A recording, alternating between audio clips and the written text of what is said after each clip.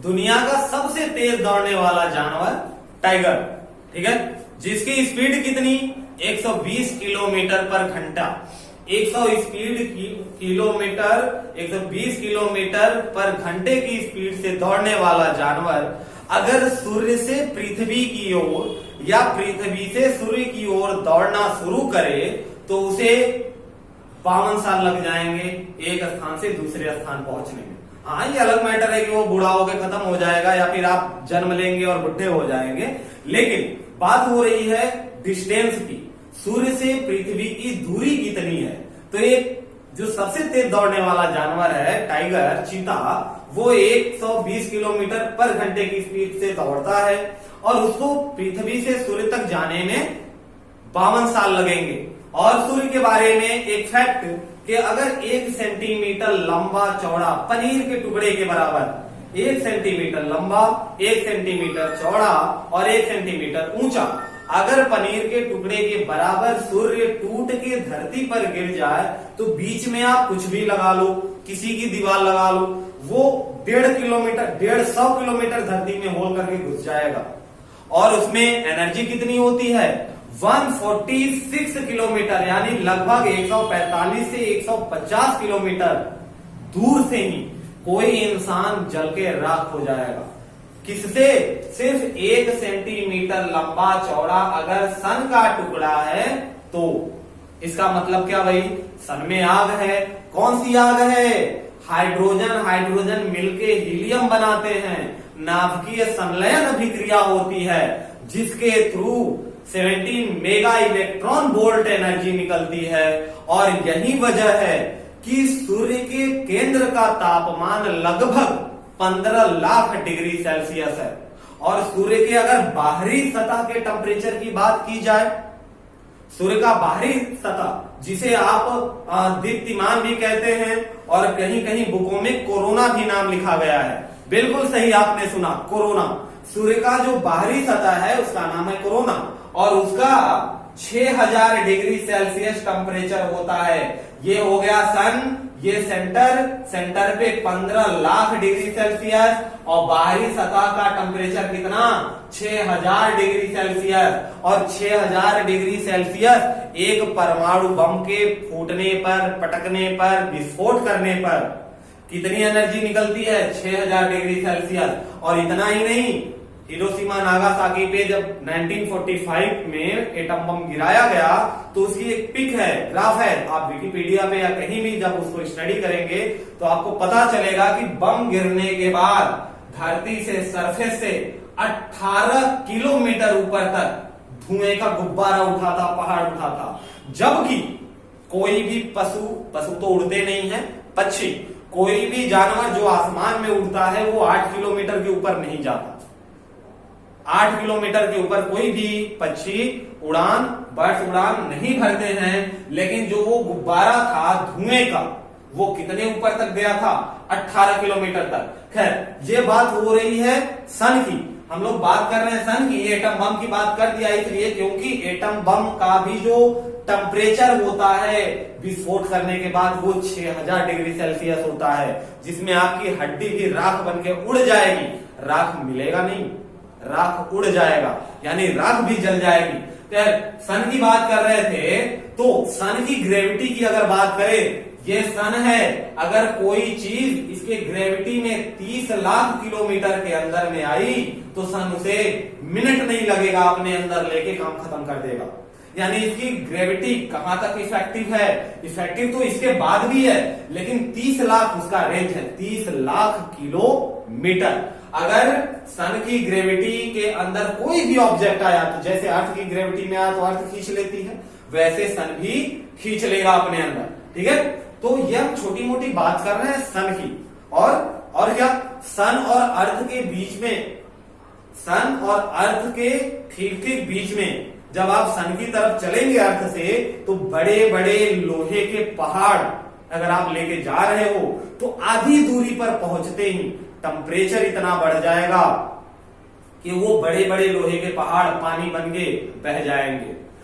सन की जितना टेम्परेचर सन रिलीज करता है, जितना तापमान छोड़ता है, उसका 2 अरबवां भाग अरबवां भाग, अरब 2 अरबवां भाग ही धरती को मिलता है। ध्यान रखिए, सन का रिलीज किया हुआ टेम्परेचर का सिर्फ 2 अरबवां भाग अर्थ को मिलता है। और ये जो 2 अरबवां भाग है वो कितना होता है? अगर हम एक दिन के धरती पर आने वाले सन के टेम्परेचर को, तापमान को सोलर सिस्टम के थ्रू एक दिन के तापमान को अगर हम करंट बना लें, बिजली बना लें, जैसा कि सोलर सिस्टम के थ्रू बनाया जाता है, सौर ऊर्जा माध्यम है, बहुत अच्छा माध्यम है, गांव में चलता है। अगर हम एक दिन के सूर्य के संपूर्णता वो नहीं जो सन के अंदर है, वो जो धरती पे आ रहा है, अगर सिर्फ एक दिन के टेम्परेचर को हम करंट में बदल लें तो पूरी धरती पर जितने भी इंसान हैं उनको 40 साल तक, कितने साल तक भाई? 40 साल तक बिजली सप्लाई की जा सकती है, वो भी बिल्कुल मुफ्त में। लेकिन ऐसा करेंगे नहीं, क्योंकि ये बिजली वाली जितनी भी कंपनियां हैं बड़ी बड़ी, चलेंगी कैसे? तो हम बात कर रहे हैं किसी भाई सन की। अब हम देखेंगे कि सन में इतनी एनर्जी जो आती है वो कैसे आती है। तो सन में मुख्य 2 गैसें होती हैं। मुख्य, जैसा कि हमने कहा, मुख्य शब्दों पे ध्यान दीजिएगा।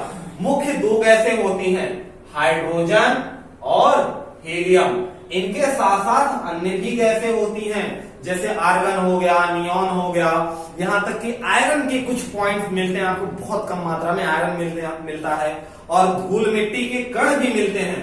जैसा कि आप जानते हैं सूर्य एक तारा है। तारे कौन? जो गैसों का गुब्बारा हो, जो गैसों से मिलकर बना हो, वही तारा होता है। तो सूर्य भी किससे बना है भाई? गैसों से। और कौन कौन से गैसों से? हाइड्रोजन से और प्लस में हीलियम से। जनरली होता क्या है कि हाइड्रोजन और प्लस हाइड्रोजन, 4 हाइड्रोजन मिलके एक हीलियम बनाते हैं और साथ में 17 मेगा इलेक्ट्रॉन वोल्ट। देखिए, इलेक्ट्रॉन वोल्ट तो एनर्जी है लेकिन मेगा में है। आई होप कि पावर की यूनिट आप जानते हो, मेगा, गीगा।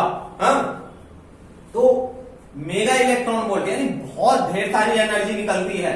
और ये गैसों के मिलने को क्या हो रहा है भाई? ये संलयन हो रहा है, इनके बीच में मिल रहे हैं, विखंडित नहीं हो रहे। 2 तरह की रिएक्शन होती है, नाभिकीय संलयन और नाभिकीय विखंडन। न्यूक्लियर फ्यूजन और न्यूक्लियर फिजन, न्यूक्लियर फ्यूजन और न्यूक्लियर फिजन। तो नाभिकीय संलयन यानी न्यूक्लियर फ्यूजन, ये रिएक्शन होता है आपका सन में, और यही रिएक्शन होता है एटॉमिक बम में। एटॉमिक बम में क्या होता है भाई? परमाणु बम में आपका न्यूक्लियर फिजन के साथ साथ न्यूक्लियर फ्यूजन भी कराया जाता है। खैर, हम एटॉमिक बम की बात नहीं कर रहे, बात हो रही सन की। तो सन में हाइड्रोजन और हाइड्रोजन मिलके बनाते हैं हीलियम। क्या बनाते हैं? हीलियम। हीलियम का संकेत He और हाइड्रोजन का H। इसके साथ ढेर सारी एनर्जी मिलती है और धूल मिट्टी के कारण और 2.5% एक्स्ट्रा जो चीजें रहती है। हीलियम कितना है? 26.5% है लगभग। ये सारी जानकारी जो भी है आपके, ये लुसेंट से लिखी गई है, लेकिन यही सारी जानकारी दूसरे बुक में भी मिलती है। हाँ, कहीं कहीं सूर्य के केंद्र का तापमान आपको 30 लाख डिग्री सेल्सियस भी लिखा हुआ मिल जाएगा। ये कोई नापा नहीं है, एक अनुमान लगाया गया है कि अगर बाहरी टेम्परेचर इतना है और इस तरह का रिएक्शन हो रहा है तो इतना टेम्परेचर हो सकता है। साइंटिस्ट, रिसर्चर्स रिसर्च करते हैं। हम लोग बात करेंगे कि सूर्य है कहां पर। तो देखिए, ये जब 20वीं शताब्दी आई है, 20th सेंचुरी आई है, 1900 के बाद की बात है, तब हमें जाकर पता चला कि सूर्य सेंटर पे नहीं है। किसके सेंटर पे? गैलेक्सी के। आपकी गैलेक्सी का क्या नाम है भाई? आकाशगंगा, दुग्ध मेखला जिसे कहते हैं। तो हमारी गैलेक्सी दुग्ध मेखला के केंद्र से, सूर्य केंद्र पे नहीं है। पहले ये बातें थी कि सूर्य केंद्र पे था भाई। आर्यभट्टाचार्य ने जब ये नहीं बताया था कि पृथ्वी सूर्य का चक्कर लगाती है, उसके पहले लोग तो यही जानते थे कि सूर्य पृथ्वी का चक्कर लगाता है और सूर्य अपने सेंटर पे है। लेकिन ऐसी बात नहीं है। बाद में पता चला, सबसे पहले आर्यभट्टाचार्य ने बताया था, उसके बाद 200-300 सालों बाद लोगों ने बताया कि नहीं भाई, सन सेंटर पे है। और सेंटर पे नहीं, सन का चक्कर लगाती है कौन? अर्थ। और तब तक ये बातें थी कि हमारे आकाश गंगा में सन सेंटर पे है, लेकिन ऐसी भी बात नहीं है। अगर आप आकाश गंगा को एज ए स्टार बनाओ, एज ए स्टार मानो, तो सन यहां सेंटर पे ना हो के किसी कोने पे है, ठीक है। और ये सन इसी अपने आकाश गंगा का चक्कर लगा रहा है, और कितने स्पीड से लगा रहा है, तो ये अपनी धुरी पर, घूर्णन गति जिसे कहते हैं, अपनी अक्ष पर 250 किलोमीटर की स्पीड से घूम रहा है, और सन अपनी आकाश गंगा का, अपनी गैलेक्सी का चक्कर 25 करोड़ साल में लगाता है।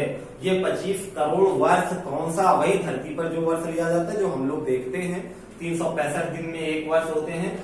और अगर आपसे पूछा जाए कि ब्रह्मांड वर्ष क्या होता है, यूनिवर्स ईयर क्या होता है, तो इस सन का, गैलेक्सी का एक चक्कर लगाना ही उसका एक ब्रह्मांड वर्ष कहलाता है, जिसका टाइम पीरियड क्या है, ड्यूरेशन क्या है भाई, 25 करोड़ वर्ष। अच्छा, लगे हाथ एक सवाल, अगर आपसे पूछ लिया जाए कि आपने सूर्य का चक्कर कितना लगाया है, कितनी बार, जब से जन्म लिया है तब से अभी तक कितनी बार सूर्य का चक्कर लगाया है, बताइएगा। आते हैं, अब ये जो दुग्ध मेखला से दूरी है, यानी सेंटर यहां है और सूर्य यहां, तो यहां से इसकी दूरी कितनी है, 30,000 प्रकाश वर्ष दूर है। अच्छा, ये प्रकाश वर्ष क्या है भाई, तो जैसे कि समुद्र में और जैसे कि धरती पर कोई भी दूरी हम नापते हैं, तो या तो मीटर में, किलोमीटर में, माइल्स में, जनरली हम अगर मोटी मोटा हिसाब करते हैं तो किलोमीटर में बताते हैं। अर्थ पे, लैंड बोले तो ज्यादा अच्छा है, लैंड की जो डिस्टेंस नापी जाती है वो किलोमीटर में नापी जाती है। समुद्र में जो डिस्टेंस नापी जाती है वो नॉटिकल माइल में नापी जाती है, लेकिन जो यूनिवर्स में, अंतरिक्ष में डिस्टेंस नापी जाती है वो प्रकाश वर्ष यानी लाइट ईयर में नापी जाती है। अब ये लाइट ईयर क्या है भाई, प्रकाश वर्ष क्या है, 1 लाइट ईयर, यानी एक प्रकाश वर्ष में डिस्टेंस कितना होता है वो निकाल लें, तो 30,000 का हो चाहे 50,000 का हो, पता चल जाएगा। तो सीधा सा मतलब, अच्छा यहां से क्वेश्चन भी बनता है कि दूरी नापने की सबसे बड़ी यूनिट क्या है, तो आप लाइट ईयर मत बोल देना। यूनिवर्स के डिस्टेंस लाइट ईयर में नापे जाते हैं, प्रकाश वर्ष में, लेकिन डिस्टेंस नापने की जो सबसे बड़ी यूनिट है उसका नाम है पारसेक। क्या नाम है भाई, पारसेक। और 1 पारसेक में 3.26 लाइट ईयर होता है। अब जरा लाइट ईयर को समझ लेते हैं। दूरी नापने की सबसे बड़ी यूनिट पारसेक, एक पारसेक में 3.26 लाइट ईयर, यानी एक लाइट ईयर का 3.26 गुना ज्यादा एक पारसेक होता है। अब एक लाइट ईयर में कितने किलोमीटर होते हैं वो देख लेते हैं। तो लाइट ईयर का मतलब यह है, प्रकाश वर्ष का मतलब यह है कि एक प्रकाश द्वारा एक साल में चली गई कुल दूरी। तो एक प्रकाश द्वारा एक साल में चली गई दूरी, क्या एक ईयर में, एक साल में लाइट जितनी दूर जाएगी वही कहलाएगा उसका 1 लाइट ईयर। निकाल के भी देख लेते हैं कैसे निकलेगा। तो भाई आपको एक बात पता होनी चाहिए कि प्रकाश की चाल कितनी होती है।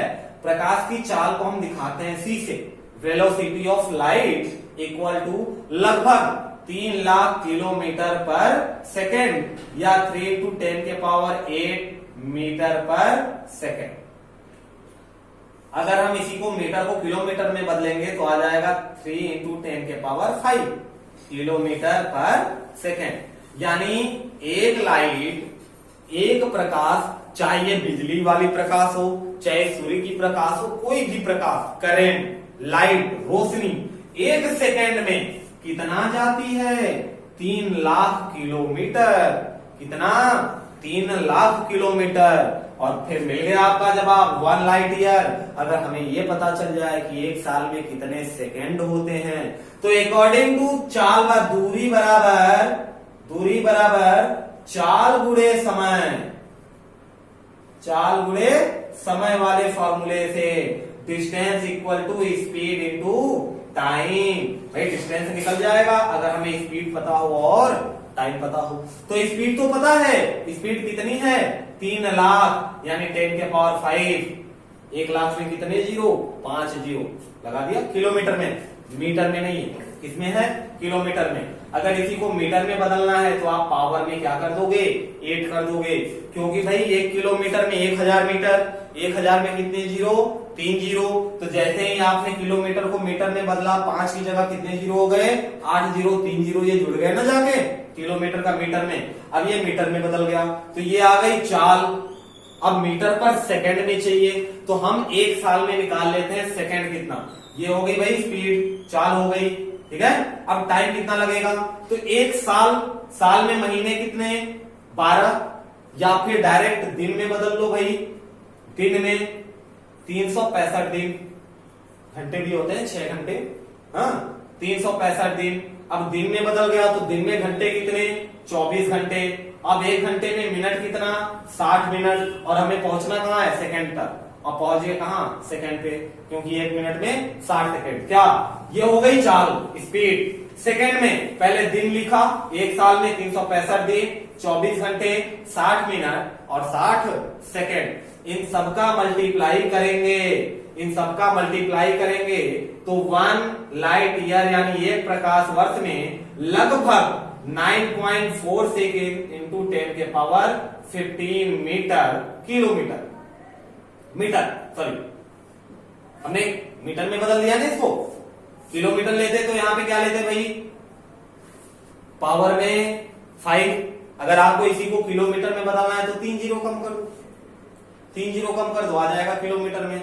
हाँ, तो आपको याद क्या रखना है कि 1 लाइट ईयर में 9.46 इंटू 10 के पावर 15 मीटर होता है। और हमने पारसेक देखा था तो 1 पारसेक में 3.26 लाइट ईयर होता है भाई। और इसी लाइट ईयर को अगर हम मीटर में बदल दें तो ये आ जाएगा लगभग 3.08 इंटू 10 के पावर 18, 15 के बाद 16, एक ही बढ़ता है 16 मीटर।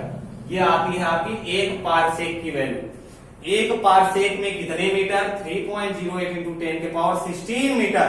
लेकिन अगर लाइट ईयर की बात की जाए तो 9.46 इंटू 10 के पावर 15 मीटर। अच्छा, पारसेक और लाइट ईयर में क्या रिलेशन है, तो ये रिलेशन है 1 parsec equal to 3.26 light year, ठीक है। अच्छा, सूर्य की रोशनी को धरती तक आने में कितना समय लगता है भाई। अच्छा, इसे निकाल सकते हैं, सूर्य की डिस्टेंस निकाल लिया ना, डिस्टेंस निकाल लिया। अब दूरी निकालनी है तो दूरी निकल गया। अगर आपको टाइम निकालना होता तो कैसे निकालते, हाँ टाइम निकालना होता तो कैसे निकालते, इसी फॉर्मूले से दूरी मिल गया, चाल मिल गया, समय निकाल लो कि इस इतनी दूरी को इस चाल से, किस चाल से 3 लाख किलोमीटर पर सेकेंड की स्पीड से अगर कोई व्यक्ति रास्ता तय कर रहा है तो उसको कितना समय लगेगा। हाँ, तो इसका हम निकाल के आपको आंसर बता देते हैं। और आई होप कि आपको पता होगा कि सूर्य की रोशनी को धरती तक आने में 8 मिनट 16.6 सेकंड लगते हैं एग्जैक्ट। 2011-12 की बात है और किसी का हमने पेपर देखा था यूपीएससी का, उसमें ये क्वेश्चन आया हुआ था। लेकिन ट्रेजेडी की बात यह है कि वहां पे दिया हुआ था 8 minute 17 second, 8 minute 16.6 second, 8 minute 21 second, 8 minute 18 second, लगभग सभी आंसर मिलते हुए। यूपीएससी बड़ी बात है, ये छोटा सा क्वेश्चन, तो क्वेश्चन का लेवल भी वैसा ही रहेगा। तो इसका आंसर क्या होगा, 8 मिनट 16.6 सेकेंड एग्जैक्ट वैल्यू। सूर्य की रोशनी को धरती तक आने में 8 मिनट 16.6 सेकेंड लगते हैं। अच्छा, मून की रोशनी तक को धरती तक आने में कितने समय लगते हैं भाई। मून की अपनी कोई रोशनी नहीं होती, लेकिन सूर्य की रोशनी मून पर पड़ती है और वहां से रिफ्लेक्ट होकर धरती पे आती है, तो उसको लगता है 1.03 सेकेंड। ये सेकेंड में है, ध्यान रखेंगे मिनट में नहीं। जैसा कि हमने बात किया कि 1 सेकंड में लाइट कितनी चलती है, 3 लाख किलोमीटर, और यहाँ पे 1.3 सेकंड लगता है, यानी 3 लाख के लगभग ही, बिल्कुल सही, 3,84,000 किलोमीटर। तो मून से अर्थ की डिस्टेंस है 3,84,000 समथिंग कुछ किलोमीटर, और अर्थ की सन से डिस्टेंस कितनी थी भाई 9 समथिंग 46 इंटू 10 के पावर 15 मीटर, किलोमीटर में जाएगा तो 10 के पावर 12 किलोमीटर बोल देंगे। खैर अच्छा, रिएक्शन तो देख ही लिया कि सन में जो इतनी ऊर्जा होती है वो कहां से आती है, वो नाभिकीय संलयन अभिक्रिया से आती है। अब सन का कंपेयर कर लेते हैं हम जरा अर्थ से। तो अर्थ का जो रेडियस है, मान लिया ये अर्थ है, ये इसका डायमीटर, ये हो गया रेडियस, तो इसके डायमीटर को 110 गुना बढ़ाएंगे, व्यास को कितना बढ़ाएंगे 110 गुना, यानी एक इधर तो एक इधर, ये एक ही हुआ क्योंकि हमने रेडियस के बराबर बढ़ाया इधर, तो व्यास बढ़ाना है, एक व्यास और इन दोनों को मिला के एक व्यास।